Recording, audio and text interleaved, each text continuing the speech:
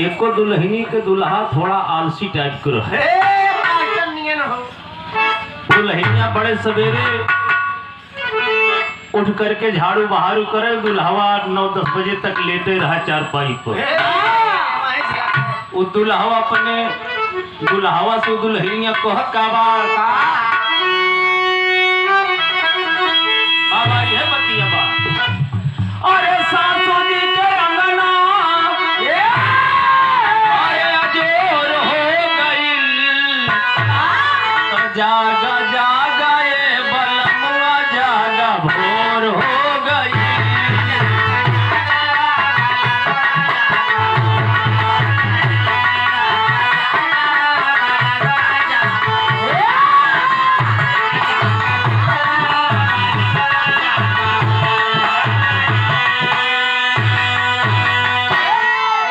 लेकिन इसी भाव में आज भक्त माँ के दरबार में सिर झुका करके माँ से आराधना करता है, वंदना करता है कि माँ आ करके हमारा नैया पार कर दे। वो भक्त कह काबा, अरे तोहरे दुआरे आई,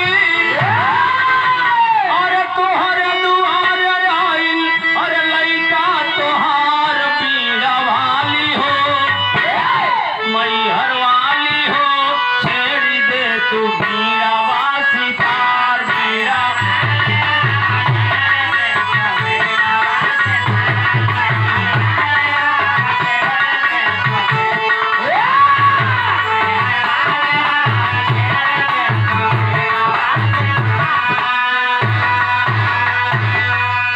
भक्त कहता है कि माँ कि आपके लड़का आपकी स्तुति करो तो माँ आज आकर के इस सभा में सरगम के सितार छेड़ला माई।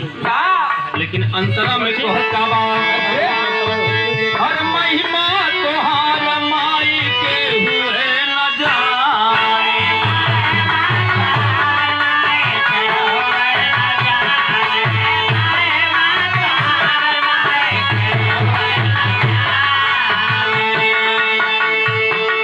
हर चेतना उड़ाई गई सुना ब्रह्म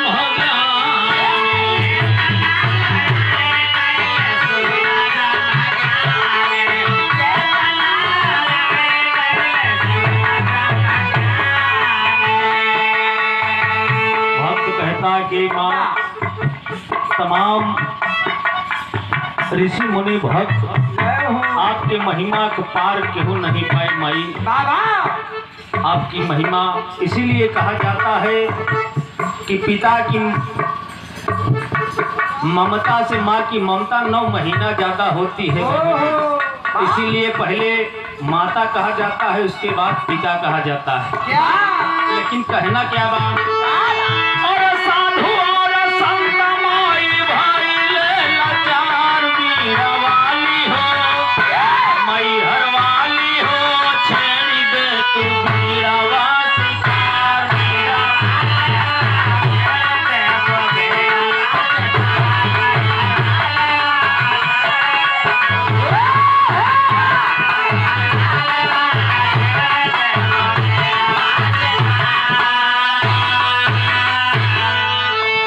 हे माँ, आपकी महिमा को साधु और संत गुणगान करते हैं माई, लेकिन अगले बंद में कहना क्या है।